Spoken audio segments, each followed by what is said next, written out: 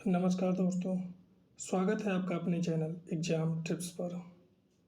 हम पढ़ रहे हैं यूपी ट्रिपल एससी के अंतर्गत आई विशेष शिक्षक भर्ती के महत्वपूर्ण प्रश्नों के बारे में, जिसका आज टॉपिक है दिव्यांगता क्षेत्र में मानव संसाधन, human resources in disability sector. ये यूनिट 5 का टॉपिक है। तो आज हम इसमें 50 महत्वपूर्ण प्रश्नों को पढ़ने वाले हैं। हम वीडियो में आगे बढ़ें इससे पहले जिन लोगों ने अभी तक चैनल को सब्सक्राइब और वीडियो को लाइक नहीं किया है, वो लोग चैनल को सब्सक्राइब करके वीडियो को ज़रूर लाइक कर दें। और आप लोग वीडियो को भाई ज़रूर लाइक करें, क्योंकि आप लोगों के लिए इतनी मेहनत की जा रही है, तो आप वीडियो को ज़रूर लाइक करें, ताकि ऐसे ही इंपॉर्टेंट प्रश्न हम आप लोगों के लिए लाते रहें। तो हमारा पहला प्रश्न है, दिव्यांगता क्षेत्र में मानव संसाधन विकास का मुख्य उद्देश्य क्या है। पहला ऑप्शन है केवल डॉक्टरों की नियुक्ति करना, दिव्यांगों के पुनर्वास और शिक्षा के लिए योग्य और प्रशिक्षित पेशेवरों का क्षमता निर्माण करना, अस्पताल बनाना या फिर दवाइयाँ बांटना। तो इसका जो करेक्ट आंसर हो जाएगा ऑप्शन नंबर बी, दिव्यांगों के पुनर्वास और शिक्षा के लिए योग्य और प्रशिक्षित पेशेवरों का क्षमता निर्माण करना। अगला प्रश्न यानी प्रश्न संख्या हमारा 2 है, भारत में दिव्यांगता के क्षेत्र में प्रशिक्षण कार्यक्रमों और पेशेवरों को कौन नियंत्रित और पंजीकृत करता है। यूजीसी यानी विश्वविद्यालय अनुदान आयोग, एनसीटीई राष्ट्रीय अध्यापक शिक्षा परिषद, आरसीआई भारतीय पुनर्वास परिषद या फिर एमसीआई यानी भारतीय चिकित्सा परिषद। तो इसका राइट आंसर हो जाएगा RCI, rehabilitation council of India यानी भारतीय पुनर्वास परिषद। तो इसका ऑप्शन नंबर सी क्या हो जाएगा, करेक्ट आंसर बन जाएगा। अगला प्रश्न है, दिव्यांगता क्षेत्र में काम करते समय नैतिक ढांचे एथिकल फ्रेमवर्क का क्या महत्व है। व्यक्ति की गरिमा, गोपनीयता और अधिकारों का सम्मान करना। अगला ऑप्शन है केवल पैसे कमाना। अगला अपनी मर्जी से काम करना या दिव्यांगों पर दया करना। तो हमारा राइट आंसर हो जाएगा ऑप्शन नंबर ए, व्यक्ति की गरिमा, गोपनीयता और अधिकारों का सम्मान करना। प्रश्न संख्या 4 है, वर्तमान में दिव्यांगता क्षेत्र में मानव संसाधन की एक प्रमुख चुनौती क्या है। तो इसका ऑप्शन हो जाएगा पेशेवरों की बहुत अधिक संख्या, ग्रामीण और दूर दराज के क्षेत्रों में प्रशिक्षित पेशेवरों की भारी कमी, संसाधनों की अधिकता, अत्यधिक जागरूकता। तो इसका जो राइट आंसर हो जाएगा ऑप्शन नंबर बी, ग्रामीण और दूर दराज के क्षेत्रों में प्रशिक्षित पेशेवरों की भारी कमी। अगला प्रश्न है प्रश्न संख्या 5, विशेष शिक्षकों के लिए आचार्य संहिता मुख्य रूप से किस बात पर जोर देती है। छात्रों के साथ भेदभाव करना, समानता, गैर भेदभाव और पेशेवर निष्ठा, माता पिता से जानकारी छिपाना, केवल अपने वेतन पर ध्यान देना। तो इसका करेक्ट ऑप्शन हो जाएगा समानता, गैर भेदभाव और पेशेवर निष्ठा यानी ऑप्शन नंबर बी। अगला प्रश्न प्रश्न संख्या 6 है, अंतर्राष्ट्रीय स्तर पर IDA का पूर्ण रूप क्या है। तो इसका जो फुल फॉर्म हो जाएगा option number B, international disability alliance यानी ऑप्शन नंबर बी इसका क्या हो जाएगा, करेक्ट आंसर बन जाएगा। अगला प्रश्न है, यूनेस्को का दिव्यांगता के संबंध में मुख्य फोकस क्या है। जिन लोगों को यूनेस्को का फुल फॉर्म पता है वो लोग कमेंट में ज़रूर लिखेंगे, क्योंकि फुल फॉर्म तो आपसे पूछा ही जाएगा।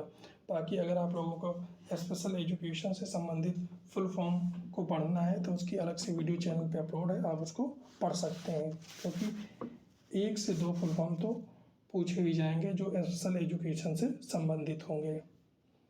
तो इसका पहला ऑप्शन है सैन्य सुरक्षा, समावेशी शिक्षा इंक्लूसिव एजुकेशन को बढ़ावा देना, व्यापार समझौते, खेल कूद। तो इसका राइट आंसर हो जाएगा समावेशी शिक्षा को बढ़ावा देना। अगला प्रश्न है प्रश्न संख्या 8, यूनिसेफ इसका भी फुल फॉर्म सभी लोग अपने जो है ज़रूर बताएं। तो यूनिसेफ मुख्य रूप से किनके अधिकारों और कल्याण के लिए कार्य करता है? तो वृद्ध नागरिकों के लिए, सैनिकों के लिए, बच्चों, दिव्यांग बच्चों सहित नहीं, नॉर्मल बच्चे और हमारे दिव्यांग बच्चे भी के लिए, या किसानों के लिए। तो इसका करेक्ट आंसर हो जाएगा ये जो संस्था है वो बच्चों के लिए कार्य करती है, चाहे वो दिव्यांग बच्चे हों या नॉर्मल बच्चे हों। अगला प्रश्न है प्रश्न संख्या 9। विश्व स्वास्थ्य संगठन WHO द्वारा दिव्यांगता को वर्गीकृत करने के लिए कौन सा मॉडल या फ्रेमवर्क दिया गया है? DSM-5, ICF यानी international classification of functioning disability and health, या फिर RPWD, या फिर NEP। तो इसका जो करेक्ट आंसर हो जाएगा ऑप्शन नंबर बी, ICF, और इसका फुल फॉर्म भी याद रखिएगा। अगला प्रश्न प्रश्न संख्या 10 है। UNDP का मुख्य उद्देश्य दिव्यांगों के संदर्भ में क्या है? तो इसका पहला ऑप्शन है सतत विकास और गरीबी उन्मूलन कार्यक्रमों में उन्हें मुख्य धारा में लाना, उन्हें अलग बस्तियों में बसाना, केवल मुफ्त भोजन देना, उन्हें उनके लिए अलग स्कूल बनाना। तो इसको जो राइट आंसर हो जाएगा ऑप्शन नंबर ए, सतत विकास और गरीबी उन्मूलन कार्यक्रमों में उन्हें मुख्य धारा में लाना। तो आप सभी लोग कमेंट में ज़रूर बताएंगे कि इन 10 प्रश्नों में आपके कितने सही हुए हैं, क्योंकि यहाँ पर आप लोगों को अलग प्रकार के प्रश्न दिखाई दे रहे होंगे जो कि काफ़ी इम्पॉर्टेंट है और हमारे सिलेबस से ही लिए गए हैं।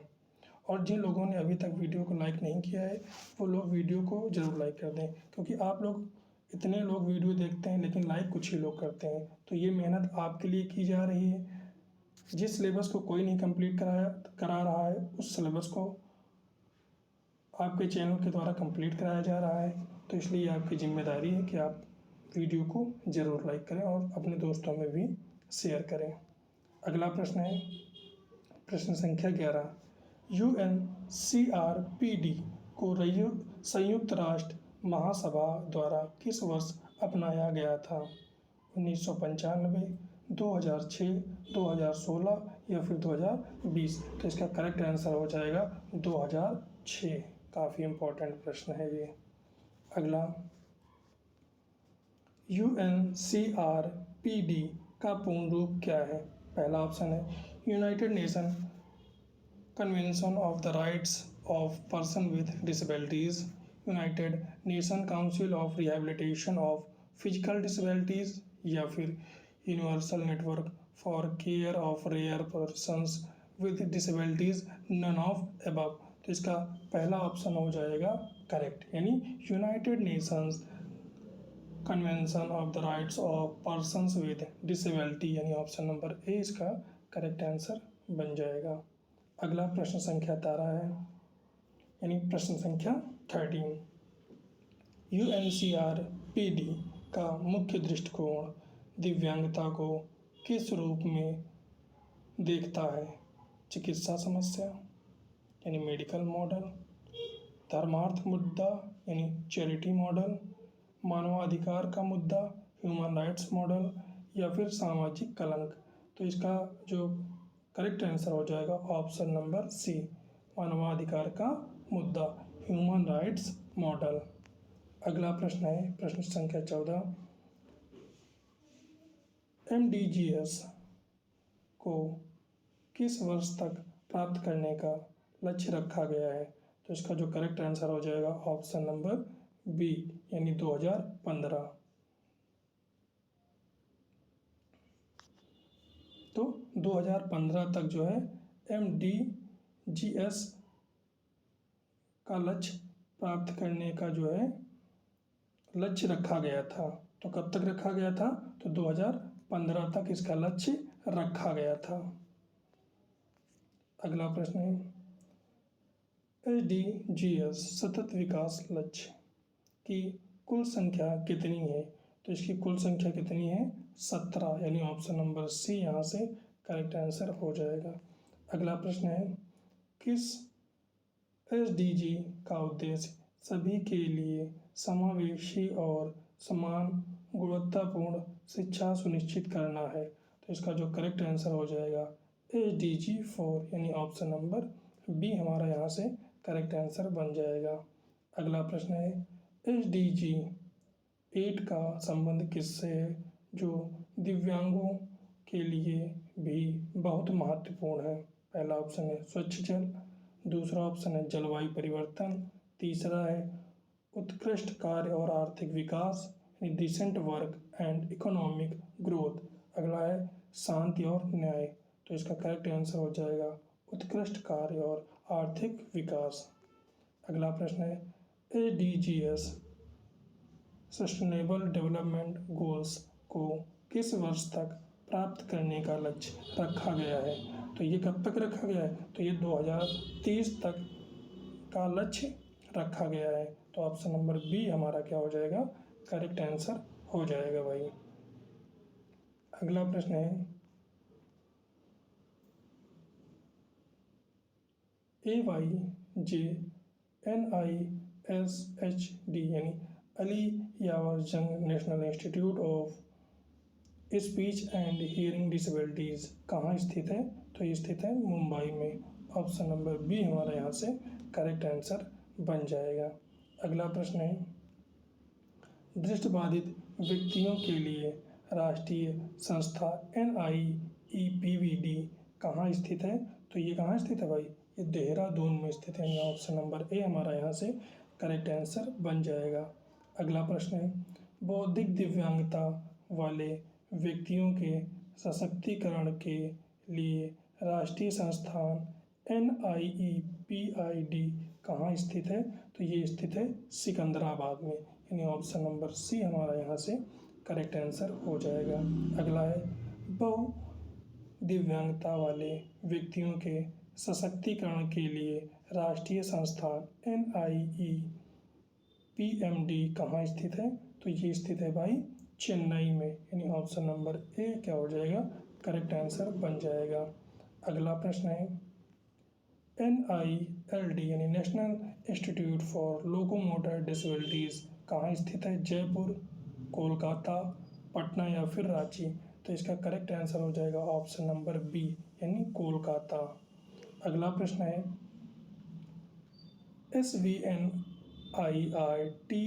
यानी स्वामी विवेकानंद राष्ट्रीय पुनर्वास प्रशिक्षण और अनुसंधान संस्थान किस राज्य में स्थित है, उत्तर प्रदेश, मध्य प्रदेश, उड़ीसा, कटक, महाराष्ट्र। तो इसका राइट आंसर हो जाएगा उड़ीसा, यानी उड़ीसा के कटक में, यानी ऑप्शन नंबर सी हमारा क्या हो जाएगा, करेक्ट आंसर हो जाएगा। अगला प्रश्न है ISLRTC का मुख्य कार्य क्या है, ब्रेल लिपि का विकास, भारतीय सांकेतिक भाषा इंडियन साइन लैंग्वेज का अनुसंधान और प्रशिक्षण, मानसिक स्वास्थ्य पर शोध, कृत्रिम अंगों का निर्माण। तो इसका जो राइट आंसर हो जाएगा ऑप्शन नंबर बी यानी भारतीय सांकेतिक भाषा इंडियन साइन लैंग्वेज का अनुसंधान और प्रशिक्षण।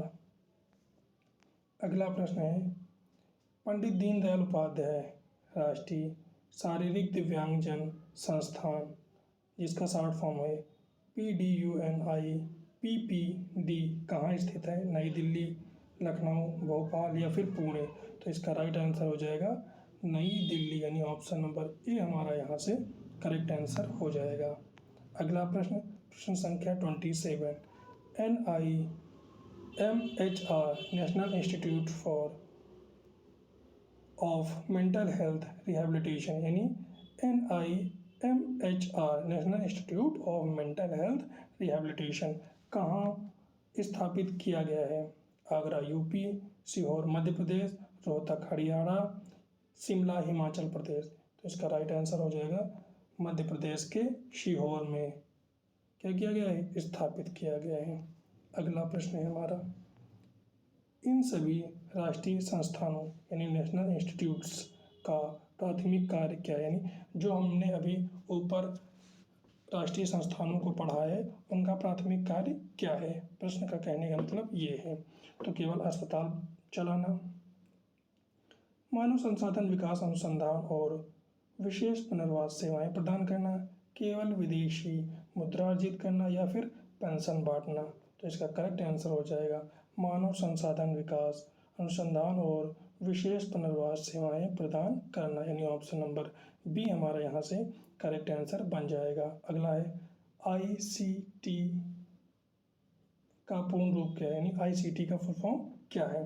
तो इंफॉर्मेशन एंड कम्युनिकेशन टेक्नोलॉजी ही इसका क्या हो जाएगा, राइट फुल फॉर्म हो जाएगा, यानी ऑप्शन नंबर बी यहाँ से करेक्ट आंसर बन जाएगा। अगला प्रश्न संख्या 30, दृष्टिबाधित छात्रों के लिए कौन सी ICT तकनीक सबसे उपयोगी मानी जाती है। Screen reader, video projector, touch screen, बिना ऑडियो के या प्रिंटेड किताब। तो इसका करेक्ट आंसर हो जाएगा स्क्रीन रीडर, यानी ऑप्शन नंबर ए हमारा यहाँ से करेक्ट आंसर बन जाएगा। अगला प्रश्न है AAC उपकरणों का उपयोग मुख्य रूप से किनके लिए किया जाता है। तो ऑप्शन नंबर ए है जो चल नहीं सकते हैं, ऑप्शन नंबर बी जिन्हें बोलने और संवाद करने में कठिनाई होती है, जो देख नहीं सकते हैं, जिन्हें सुनने में परेशानी होती है। तो इसका जो करेक्ट आंसर हो जाएगा जिन्हें बोलने और संवाद करने में कठिनाई होती है, ऑप्शन नंबर बी यहाँ से करेक्ट आंसर बन जाएगा। अगला प्रश्न है प्रश्न संख्या 32, समावेशी शिक्षा में ICT की भूमिका क्या है। सीखने की प्रक्रिया को सुलभ, लचीला और व्यक्तिगत बनाना, शिक्षा को महंगा बनाना, शिक्षकों की जगह लेना, बच्चों को स्कूल से दूर रखना। तो हमारा प्रश्न क्या है भाई, समावेशी शिक्षा में ICT की भूमिका क्या है। पहला ऑप्शन है सीखने की प्रक्रिया को सुलभ, लचीला और व्यक्तिगत बनाना। तो इसका यही क्या हो जाएगा, राइट आंसर हो जाएगा। अगला प्रश्न है ब्रेल प्रिंटर किस प्रकार की तकनीक का उदाहरण है। चिकित्सा तकनीक, सहायक तकनीक यानी असिस्टिव टेक्नोलॉजी, कृषि तकनीक या मनोरंजन तकनीक। तो इसका राइट आंसर हो जाएगा सहायक तकनीक यानी असिस्टिव टेक्नोलॉजी है। अगला प्रश्न है हमारा मूक बधिर लोगों के संचार के लिए,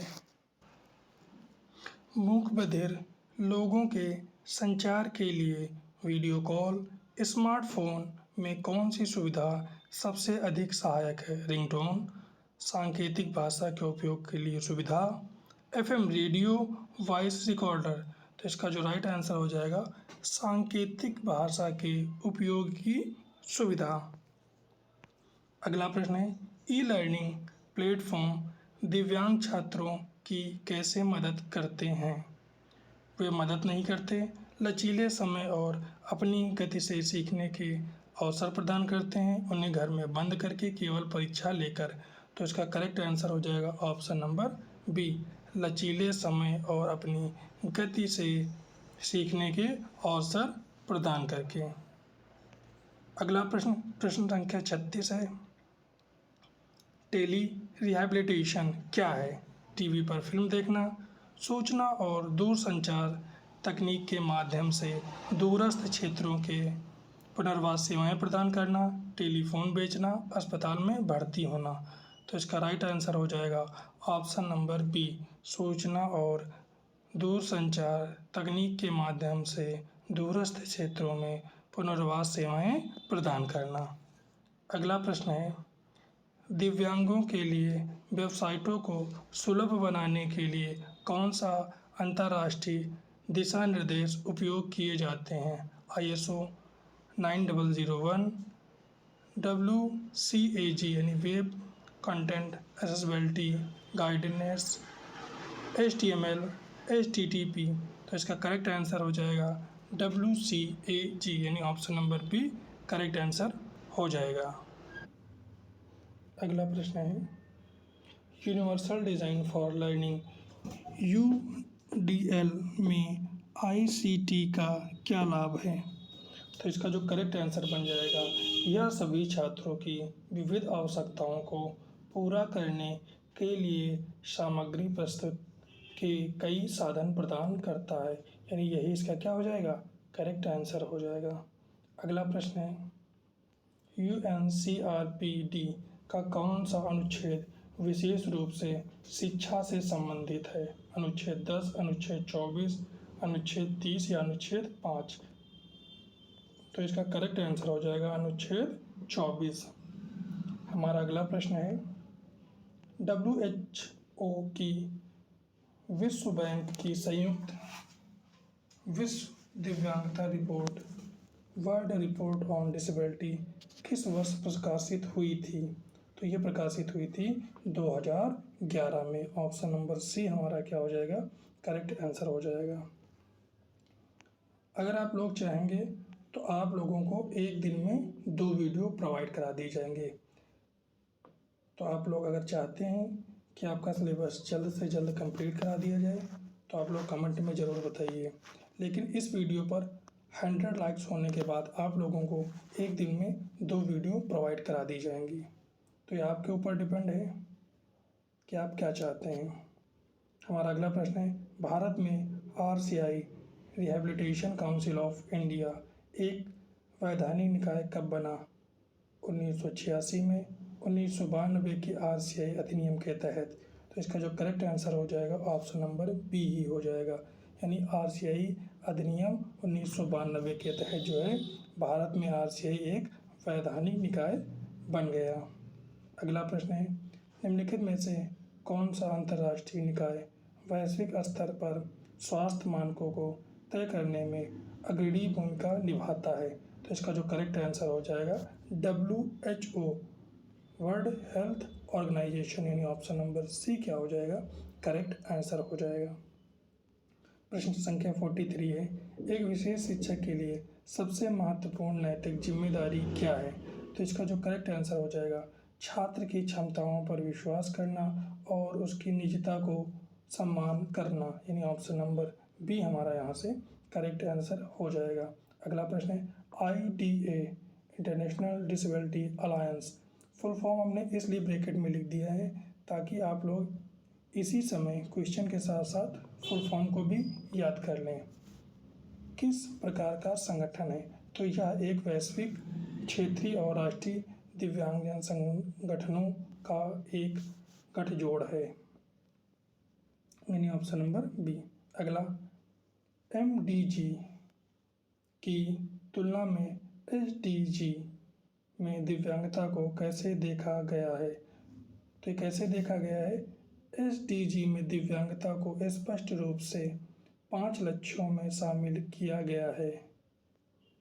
लीव नो वन बिहाइंड, तो इसका बी ऑप्शन क्या हो जाएगा, करेक्ट हो जाएगा। अगला, भारत सरकार का सुगम्य भारत अभियान मुख्य रूप से किससे संबंधित है? तो ये संबंधित है भौतिक वातावरण, परिवहन और ICT इकोसिस्टम को बाधा मुक्त बनाने से। अगला हमारा प्रश्न है, NIEPID सिकंदराबाद का पुराना नाम क्या है? तो इसका पुराना नाम है NIMH, यानी national institute of mentally handicapped.